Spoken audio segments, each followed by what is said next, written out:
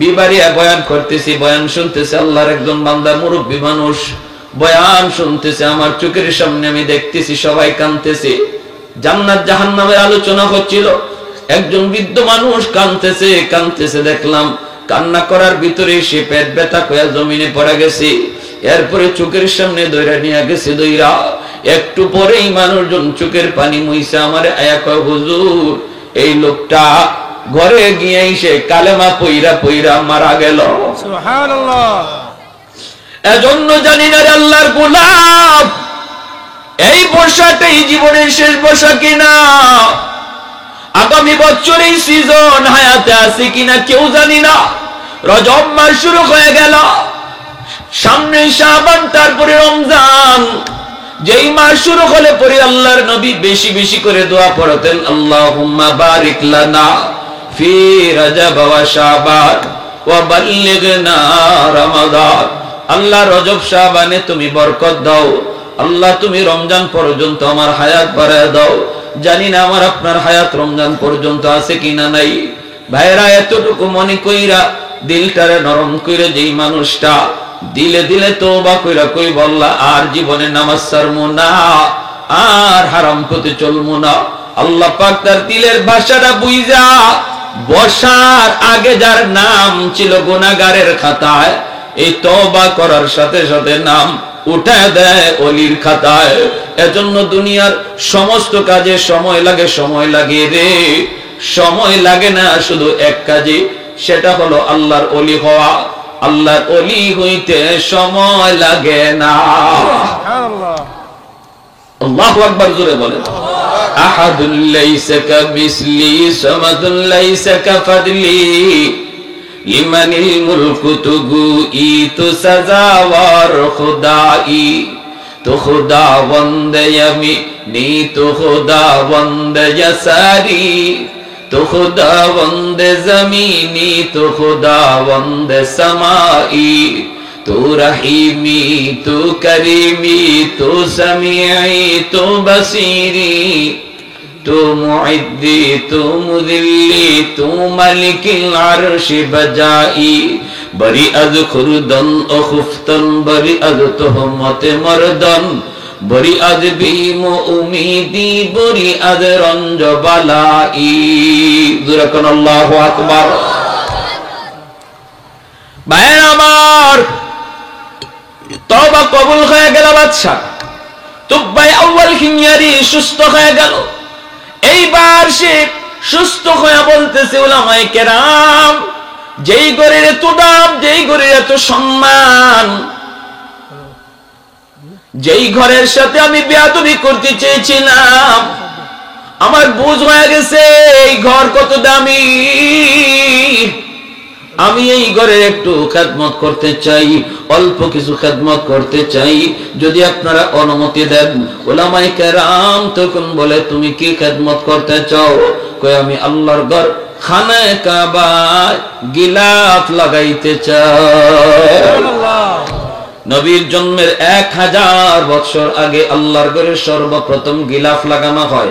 সেই গিলাফের ধারাবাহিকতা আজও আছে। এর আগে গিলাফ লাগানোর সিস্টেম ছিল না। সর্বপ্রথম তুব্বাই আউয়াল হিময়ারি, ইয়ামেনের বাদশা, নবীর জন্মের 1000 বছর আগে খানায়ে কাবা গিলাফ পরা। এরপরে বাদশা উলামায়ে কেরাম, আমি ওই মদিনা নগরী দেখব, যেই মদিনা নগরীতে প্রাণের নবী, আখির নবী, রহমতের নবী হিজরত করবে। সুবহানাল্লাহ। তখন তো মদিনা নগরী হয় নাই, মদিনায় কোনো ঘর নাই, মদিনায় কোনো বাড়ি নাই, মদিনা নগরীর কোনো অস্তিত্ব নাই। এরপর সে বলে আমি মদিনা দেখব, মদিনা দেখব। উলামায়ে কেরাম কই সফর শুরু করে দাও। মদিনা নগরী কেমন হবে, এই মদিনা নগরীর চারপাশে কেমন হবে, মদিনার আবহাওয়া কেমন হবে, মদিনা যাওয়ার পথটা কেমন হবে, এর পুরাপুরি বিবরণ আল্লাহ পাক তাওরাত কিতাবের ভিতরে উল্লেখ করেছেন। সুবহানাল্লাহ। যেই পথ দিয়ে তারা হাঁটতে শুরু করলো সেই পথের কন্ডিশন উলামায়ে কেরাম তারা তাওরাত কিতাব পড়ে আর উল্টায় আর তারা কন্ডিশন মিলাইতে মিলাইতে একটা রাস্তা তারা পেয়ে গেল, পায়া বলতেছে এই রাস্তার কন্ডিশনে কয় এই রাস্তাটাই হবে মায়ার নবীর হিজরতের রাস্তা। সুবহানাল্লাহ। সুবহানাল্লাহ জোরে কোন। আমার নবীর শুধু জীবনী আল্লাহ পাক আগের কিতাবে উল্লেখ করেছেন, বিষয়টা এমন নয়। এ যুবক, তোমার আমার নবীর কোন রাস্তা দিয়ে নবী হিজরত করবে, রাস্তার ফাঁস কেমন হবে, রাস্তার দৈর্ঘ্য কেমন হবে, রাস্তার কন্ডিশন কেমন হবে, কতদূর সোজা যাবে, কতদূর বাঁকা যাবে, এই বিবরণটা পর্যন্ত আল্লাহ পাক আগেকার নবীদের কিতাবে আল্লাহ উল্লেখ করেছেন। সুবহানাল্লাহ। সুবহানাল্লাহ। কত বড় নবী, কত বড় নবী। এজন্যই নবী বলে আনা সাইয়্যিদুল আম্বিয়া ওয়া উম্মতি আফজালুল উমাম, আমি সমস্ত নবীদের মধ্যে শ্রেষ্ঠ নবী আর আমার উম্মত হলো সকল উম্মতের ভিতরে শ্রেষ্ঠ উম্মত। সুবহানাল্লাহ। কষ্ট লাগে আজকে আমার জন্য, আজকে ওই নবীর উম্মতগুলি তারা নবীর আদর্শ ভুইলা, নবীর তরিকা ভুইলা, নবীর নমুনা চাইরা, নবীর রং ভুইলা অন্য রং আমদানি করে, অন্য কালচার আমদানি করে, নিজের সুরতটারে বিজাতীয়দের মতো প্রেজেন্ট করে, রিপ্রেজেন্ট করে। অথচ কষ্ট লাগে রে যুবক, তুমি তো নবীর উম্মত হিসাবে ফখর করার কথা, ঠিক কি না? আমি আমার নবীর উম্মত, আমি শ্রেষ্ঠ নবীর উম্মত, ওই নবীর উম্মত যেই নবীর বিবরণ আল্লাহ ইনজিল কিতাবে দিয়েছেন, যেই নবীর শুধু বিবরণ না, নবীর জন্ম কোথায় হবে, নবীর জন্মের পর হিজরত কোথায় করবেন, হিজরতের রাস্তা কেমন হবে, হিজরতের নগরীটা কেমন হবে, আবহাওয়া কেমন হবে, রাস্তার কন্ডিশন কেমন হবে, যার প্রতিটা কদমে কদমে বিবরণ আল্লাহ পাক আগেকার সমস্ত নবীদের কিতাবে আল্লাহ উল্লেখ করেছেন। আমি সেই নবীর গর্বিত উম্মত, এটা আমার গর্বের বিষয়। আমি আমার নবীর রংটারে গর্বের বিষয় বলা দরকার ছিল, গর্ব করে বলা দরকার ছিল, এতে করে আল্লাহ আমার উপর খুশি হয়ে যাইতেন, সুবহানাল্লাহ। আল্লাহ খুশি হয়ে যাইতেন, আর এত সমস্যা আমাদের থাকতো না। সব সমস্যার সমাধান করতেন কে? আল্লাহ। আল্লাহ যদি খুশি হয়ে থাকতেন, আল্লাহ যদি আমাদের থেকে মুখ ফিরিয়ে না রাখতেন, তাহলে নাফ নদীর পানি আর মুসলমানের রক্তে লাল হতো না, ঠিক। ঠিক কিনা? আওয়াজ দিয়ে বলেন, লাল হতো না। আল্লাহ যদি আমাদের উপরে রাজি থাকতেন। অতএব বর্তমান সময় আমাদের সবচেয়ে বড় করণীয় হলো আল্লাহকে রাজি করা। আল্লাহকে যে নারাজ করেছি, এই নারাজি থেকে আল্লাহকে রাজি করায়া আল্লাহর চেহারা আমাদের দিকে নিয়ে আসা, তাহলে আমাদের কোনো টেনশন নাই। দাঁড়ায় থাকবো ময়দানে একা, পিছন থেকে মারবেন আল্লাহ নিজে। ঠিক। ওমা রামাইতা ইদ রামাইতা ওয়ালাকিন্নাল্লাহ রামা। ঘরের অশান্তি, টেনশন নাই, সমাধান করবেন কে? আল্লাহ। আল্লাহ। ঘরে বাইরে আজকে মুসলমানের আগুন, একটাই কারণ, আমরা নবীর রং ছেড়ে দিয়েছি। এটাই একটাই কারণ, একমাত্র কারণ, নবীর আদর্শ ছেড়ে দিয়েছি। ব্যবসায় নবীর আদর্শ নাই, চাকরি টেবিলে নবীর আদর্শ নাই, নিজের ব্যক্তি জীবনে নবীর সুরত নাই, মসজিদে যাওয়ার ভিতরে নবীর আদর্শ নাই, বিবাহের অনুষ্ঠানে আমার নবীর আদর্শ নাই, কোন অনুষ্ঠানই তো নাই, কোন অনুষ্ঠানই তো নবীর আদর্শ নাই। ঠিক। বরযাত্রী 3000 4000 5000 লইয়া যাওয়া, 300 500 700 লইয়া বরযাত্রী খাইতে যাওয়া, এটা কোন নবীর আদর্শ? ঠিক। এটা নবীর আদর্শ না। মেয়ের বাবার উপরে বরযাত্রীর চাপ ফালানোর কোন তরিকাই আমার নবীর নাই। ঠিক। ইসলাম এটাকে অনুমতি দেয় না। নারী পুরুষ একসাথে বৈশা বিয়া খাওয়া, এটা কোন আদর্শ? নারী আর পুরুষ একসাথে এই সেন্টারের ভিতরে বিয়ের অনুষ্ঠান খাইতে একসাথে বসায় খাওয়া সম্পূর্ণ হারাম, ঠিক না? ঠিক। মহিলাদেরকে যদি আপনি বিয়ে খাওয়াইতে হয়, এমন ভাবে খাওয়াইবেন যেন পুরুষের নজর মহিলার উপরে না পড়ে, কারণ পর্দা করা ফরজ, ঠিক না? আরো যেরকম ঠিক না? বরযাত্রী এটাও সম্পূর্ণ নাজায়েজ তরিকা। সিমসাম যাবেন বর কয়েকজন লোক লইয়া, মেয়ের বাপের উপরে চাপ নাই।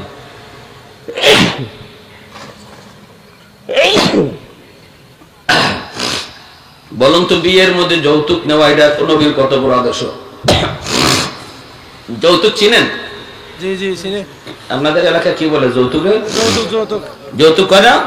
হ্যাঁ। সিস্টেম ডাইরেক্ট যৌতুক খায় না, ঘুরাইয়া খায়। ঠিক আছে না নাই? ছেলের বাবা নিজে কয় না, বন্ধুরে দিয়ে কয়। ঠিক হয় না, ছেলের বাবা তো কিছু চায় না, ছেলেও কিছু চায় না, তবে কিছু না দিলে কেমনে হয়? ঠিক বর্তমান যুগে তো একটা পালসার মোটরসাইকেল লাগে, একটা কালার টিভি লাগে। ভাত এমনে খায় না, এমনে খায়। বুঝেননি কথা? ঠিক সোয়াল করা যাবে না, সোয়ালের বাহানাও করা যাবে না, ঠিক না? ঠিক হ্যাঁ, কোন জায়গাতেই আমরা দেখতেছি, ছোট হোক বড় হোক, কোন জায়গাতেই আমরা দেখতেছি আমার নবীর আদর্শ কি ছিল এটা আমরা মুসলমান জানার চেষ্টাও করি না, মানিও না। আমাদের মতো হুজুররারে বসায়, যদি চেয়ার টেবিলে বসায় যদি খাওয়াইতে চান আপনারা, তাহলে আপনারা যে কেমনে খান এটা আমাদের বুঝেই ধরে না। অনেক সময় বলি যে কেন চেয়ার টেবিলে বৈশা খাওয়া কি এটা নবীর সুন্নত তরিকা? না দস্তরখানা বিষয়ে সমান জায়গায় খাওয়া। ওলামায়ে কেরামরাই যদি সাধারণ মানুষ চেয়ার টেবিলে বসে খাওয়াবার চিন্তা করে, তাহলে তারা যে দস্তরখানে বৈশা খানা খাইতে হয় মনে হয় এটা ভুলেই গেছে, এটা জানেই না। তাহলে আমাদের কোন জিনিসটা দেখে আল্লাহ বুঝবে যে তার এই কাজটা আমার নবীর মতো, অতএব তারে আমার বন্ধু বানানো যায়, আমার বন্ধুর নমুনা যেহেতু পাওয়া গেছে, তারে বন্ধু বানানো যায়, আমি তার পাশে থাকবো। আমাদের জীবনে এমন কোন আমলটা আছে যেটা আমরা আল্লাহরে দেখাবো? বলেন কোনটা দেখাবো? তাহলে কেন এত চিল্লাচিল্লি করে আল্লাহ কই তুমি, কই তুমি? মাইরা তো আমারে শেষ করে ফেলাইতেছে, আমার রক্তে তো জমি লাল হয়ে যাইতেছে। আল্লাহ তোমারে আমি মানি, তুমি কই, কই তুমি কই? আল্লাহ তো আছে ঠিকই, কিন্তু চায় না। একটা উদাহরণ দিই, দুই বন্ধু, খুব ঘনিষ্ঠ বন্ধু, একজন আরেকজনের ছাড়া চলে না, খায় না, ঘুমায় না। এখন এই এলাকায় একজন ভালো বক্তা আসছেন, ইনি বয়ান করবেন। তো ওই অবস্থার মধ্যে এক বন্ধু অসুস্থ, সে বলতেছে দোস্ত আমি অসুস্থ, আমি যাইতে পারি না। দোস্ত এক কাজ করো, তুমি হুজুরে ওয়াজটা রেকর্ড করে আইনো মোবাইলে, আমি তোমার এমবির টাকা দিয়ে দিতেছি, নাও তোমাকে এমবির টাকা দিলাম, যাতায়াত খরচ, আসা যাওয়ার খরচ পাবো 500 টাকা দিলাম, তুমি যাতায়াত খরচ দিয়া ওয়াজ রেকর্ড কইরাও তোমার টাকা থাকবে, যা মন চায় তুমি খাইও। 500 টাকা পুঁজি দিয়ে দোস্ততারে পাঠাইছে মাহফিলিকে ওয়াজ রেকর্ড করার জন্য। বুঝে আসছে? হেই 500 টাকা পকেটে নিয়ে রওনা দিছে, মাহফিলে আসবে। রাস্তায় পায়া গেছে তার পুরাতন বান্ধবী সকিনা। সকিনায় পাইয়েই যখন চোখের ইশারা দিয়া হইছে, আর কি ব্যাপার এতদিন পরে দেখা, হ্যাঁ তো কলিজায় মোচড় দিয়ে উঠছে। সাথে সাথে রিক্সা থেকে নামলো, নাইমে পাশে রঙের আলাপ, ঢঙ্গের আলাপ শুরু হয়েছে, পুরাতন কত কিচ্ছা কাহিনী। এদিকে ওয়াজ শুরু হইয়া হুজুরে বয়ান শেষের খবরই নাই।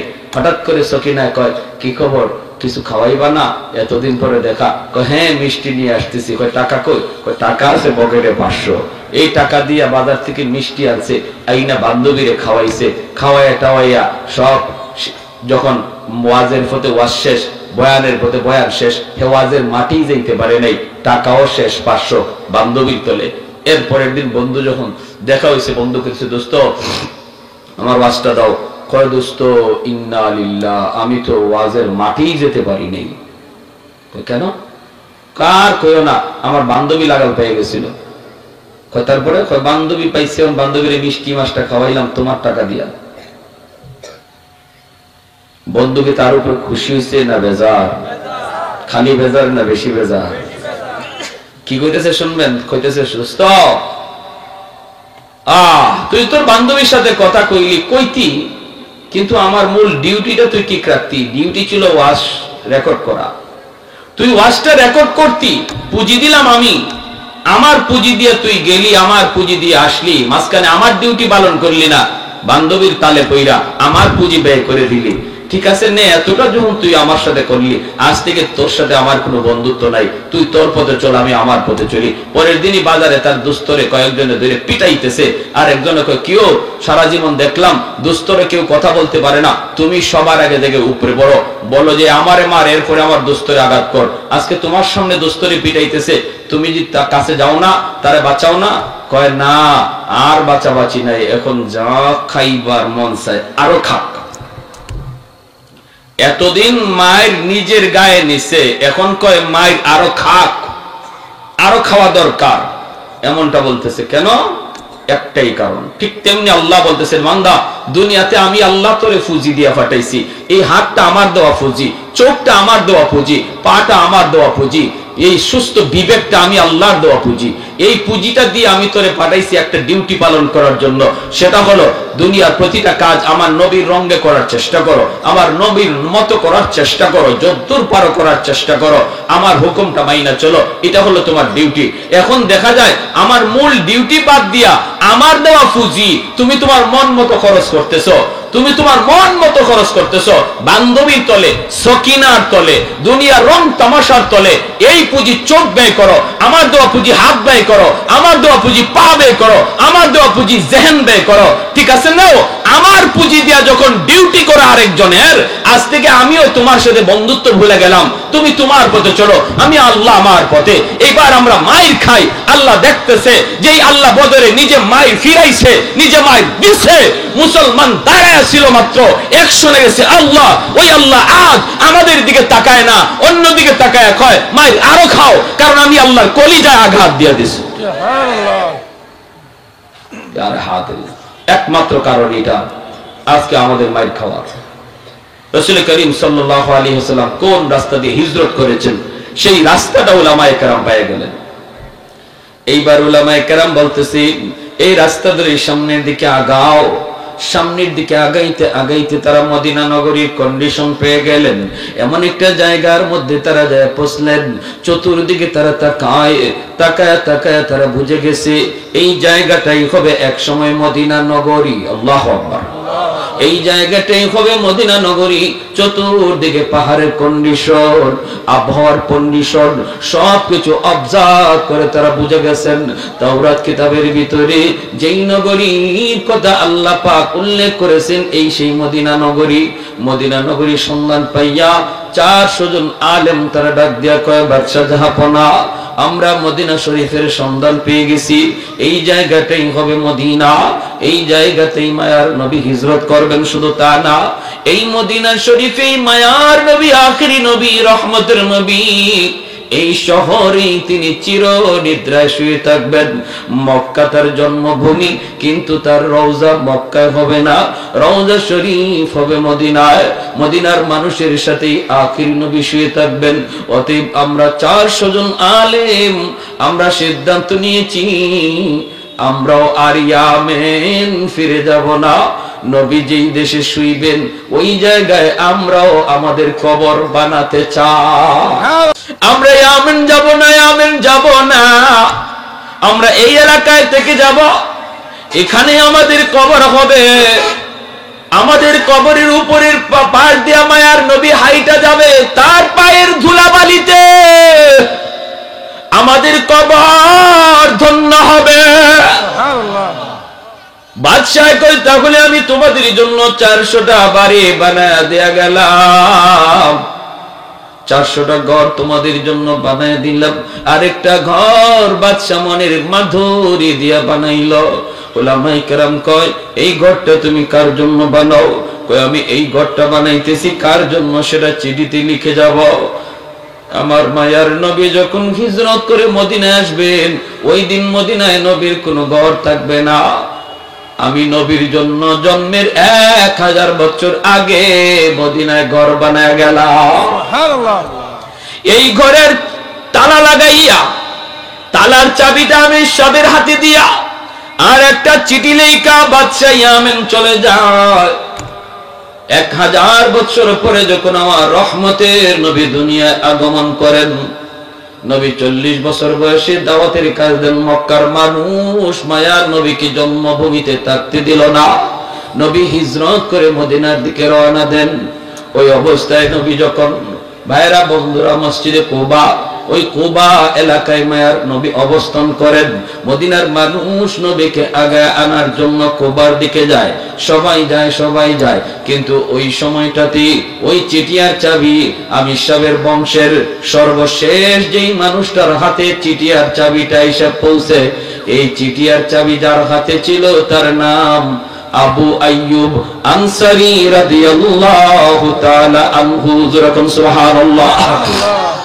कौनैन मुख्तार खुदा तुमको बनाया, कौनैन मुख्तार खुदा तुमको बनाया, उम्मत का निगाहबान खुदा तुमको बनाया, उम्मत का निगाहबान खुदा तुमको बनाया। मौला मेरा आका मेरा रहमत की नबी है, ताजदार मदीना के तुम्हारे अरबी है, ताजदार मदीना के तुम्हारे अरबी है। अशजार में देते हैं नबूवत के शहादत, तस्कीक कमर में है तो अंगुल की इशारा, तस्कीक कमर में है तो अंगुल की इशारा। একটু জোরে সুরে এখন আল্লাহু আকবার, আর একটু জোরে আল্লাহু আকবার। ভাইরা বন্ধুরা, উলামায়ে কেরাম 400 জন আলেমের কবর সেই মদিনাতে হলো। আমির সাহেবের বংশের যেই মানুষটা মায়ার নবী যখন মদিনায় হিজরত করেন, ওই দিনই চিঠিয়ার চাবি যার হাতে তিনি বলেন আবু আইয়ুব আনসারী রাদিয়াল্লাহু তাআলা আনহু। আল্লাহর নবী কুবা এলাকায়, মদিনার মানুষ আমার নবীকে আগায় আনার জন্য যাইতেছে, কিন্তু আবু আইয়ুব আনসারী ইনি যায় না, ইনি শুধু ওই ঘরটারে পরিষ্কার করে, ওই ঘরটারে আদর করে, ওই ঘরটারে মালিশ করে। মদিনার মানুষেরা কইরে আবু আইয়ুব আমরা মায়ার নবীকে আগায় আনতে কুবা এলাকায় যাইতেছি, তুমি কি আমাদের সাথে কুবায় যাবা না? আবু আইয়ুব কই আমার যাওয়া লাগবে না, আমার কাছে মায়ার নবীর একটা আমানত আছে, আমার মন বলে নবী আমার খোঁজে এখানে আসবে। ওই আমানতের খবর হয়তো অবশ্যই আল্লাহ তার হাবিবকে জানায় দিবে। অতএব নবী তার আমানতের বস্তু নেওয়ার জন্য আমার কাছে আসবে।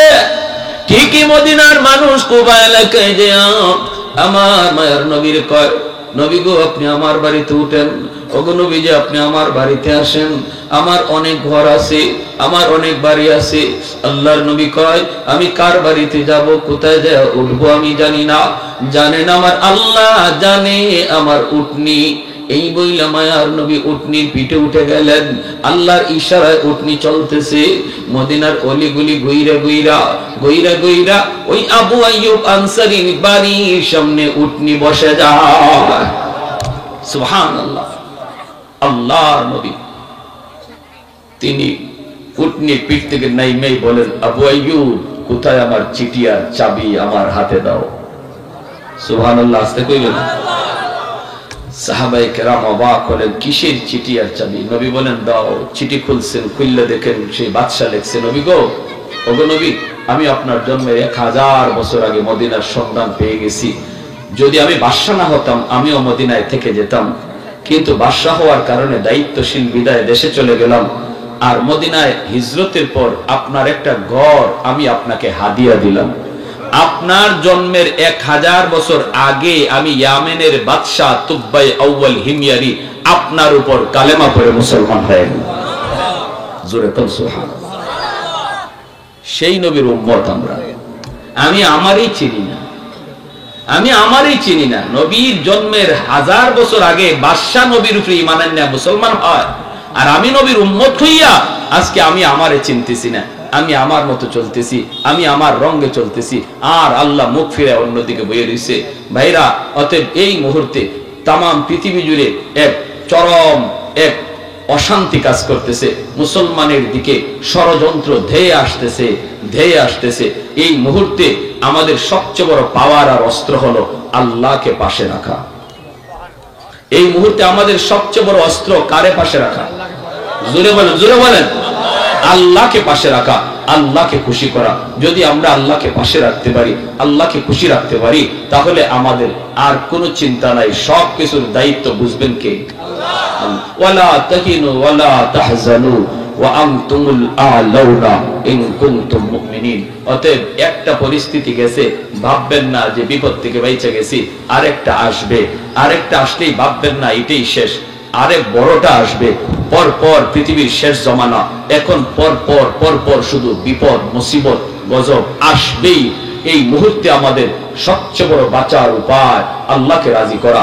যে যে হালতে আছি, যে যে পজিশনে আছি, তওবা করে অন্যায় পথটা ছেড়ে দিয়া আমার নবীর পথটাতে ফিরে আসি, তাহলে আল্লাহ আমাদের উপর রাজি হয়ে। কারা কারা রাজি আছে হাত উঠে আল্লাহকে দেখান। আল্লাহ তুমি প্রতিটা হাতকে কবুল করো। জোরে বলি আমিন, আরো জোরে বলি আমিন। ওয়া আখির দাওয়ানা আলহামদুলিল্লাহি রাব্বিল আলামিন। কোন জায়গাতেই আমরা দেখতেছি, ছোট হোক বড় হোক, কোন জায়গাতেই আমরা দেখতেছি আমার নবীর আদর্শ কি ছিল এটা আমরা মুসলমান জানার চেষ্টাও করি না, মানিও না। আমাদের মতো হুজুররারে বসায় যদি চেয়ার টেবিলে বসায় যদি খাওয়াইতে চান আপনারা, তাহলে আপনারা যে কেমনে খান এটা আমাদের বুঝেই ধরে না।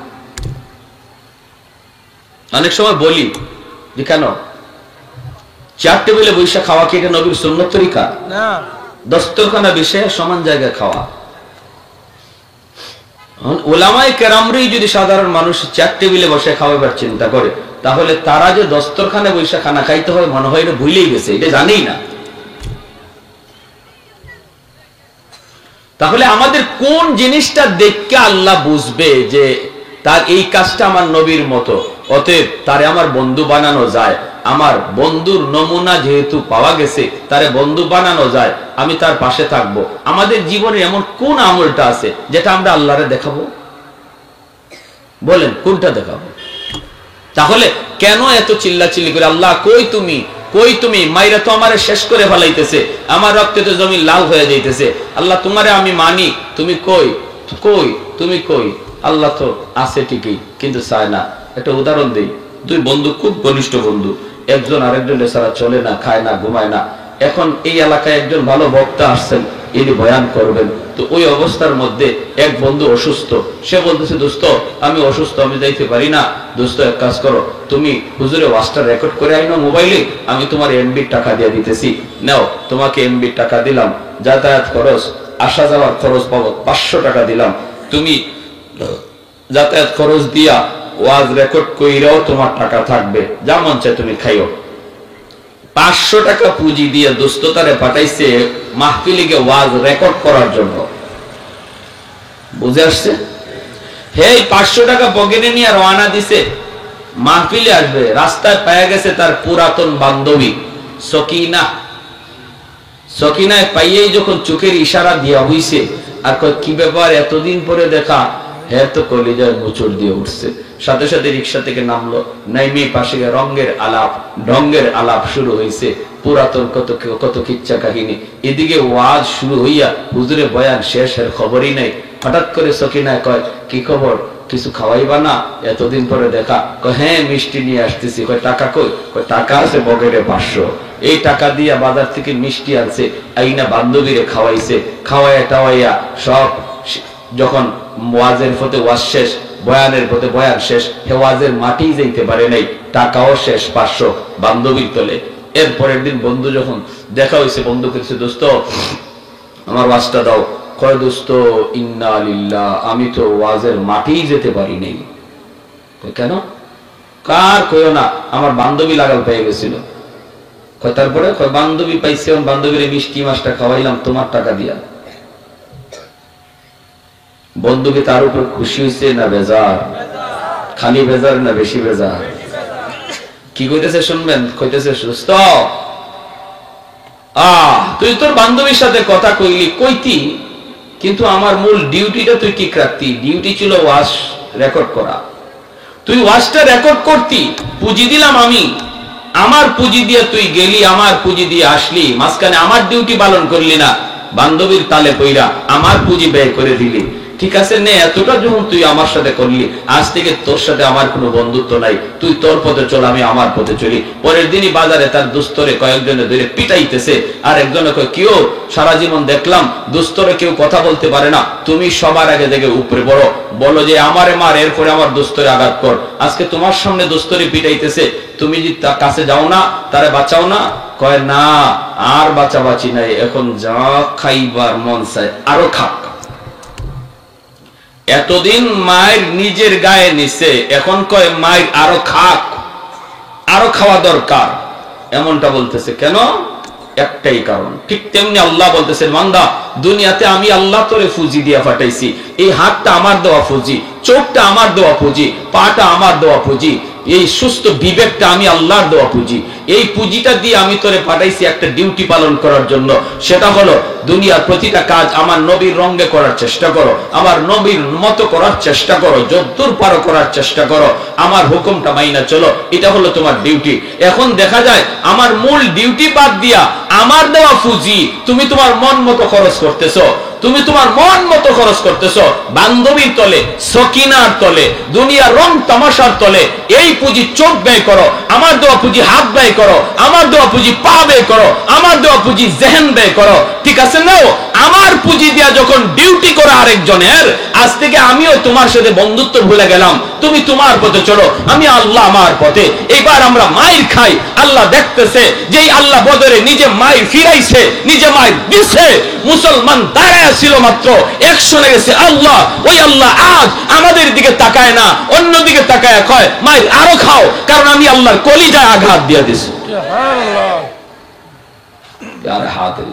একমাত্র কারণ এটা আজকে আমাদের মায়ের খাওয়া। রাসূল করিম সাল্লাল্লাহু আলাইহি ওয়াসাল্লাম কোন রাস্তা দিয়ে হিজরত করেছেন, সেই রাস্তাটা উলামায়ে কেরাম পেয়ে গেলেন। এইবার উলামায়ে কেরাম বলতেছি, এই রাস্তা ধরে সামনের দিকে আগাও। সামনের দিকে আগাইতে আগাইতে তারা মদিনা নগরীর কন্ডিশন পেয়ে গেলেন।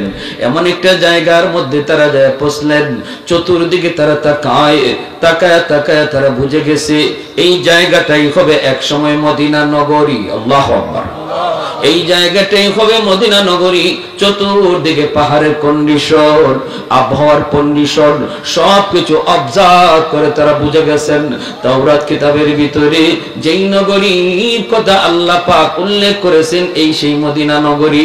মদিনা নগরীর সন্ধান পাইয়া 400 জন আলেম তারা ডাক দিয়া কয়, বাদশাহ জাহাপনা, আমরা মদিনা শরীফের সন্ধান পেয়ে গেছি, এই জায়গাটাই হবে মদিনা, এই জায়গাতেই মায়ার নবী হিজরত করবেন। শুধু তা না, এই মদিনা শরীফেই মায়ার নবী, আখেরি নবী, রহমতের নবী, এই শহরেই তিনি চিরনিদ্রায় শুয়ে থাকবেন। মক্কা তার জন্মভূমি, কিন্তু তার রওজা মক্কায় হবে না, রওজা শরীফ হবে মদিনায়। মদিনার মানুষের সাথেই আখেরি নবী শুয়ে থাকবেন। অতএব আমরা 400 জন আলেম আমরা সিদ্ধান্ত নিয়েছি আমরাও আর ইয়ামেন ফিরে যাব না। নবী যেই দেশে শুইবেন ওই জায়গায় আমরাও আমাদের কবর বানাতে চাই। আমরা ইয়ামেন যাব না, ইয়ামেন যাব না, আমরা এই এলাকায় থেকে যাব, এখানে আমাদের কবর হবে।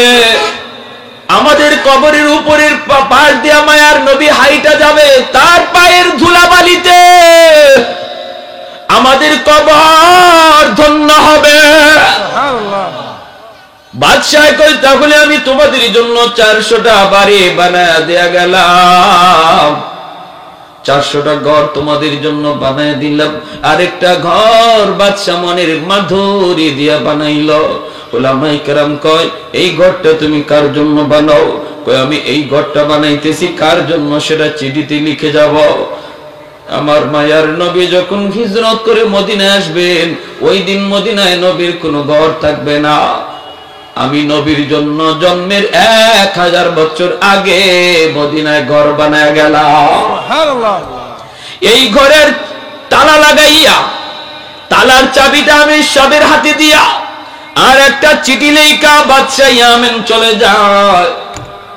1000 বছর পরে যখন আমার রহমতের নবী দুনিয়ায় আগমন করেন, নবী 40 বছর বয়সে দাওয়াতের কাজ দেন। মক্কার মানুষ মায়ার নবীকে জন্মভূমিতে থাকতে দিল না। নবী হিজরত করে মদিনার দিকে রওনা দেন।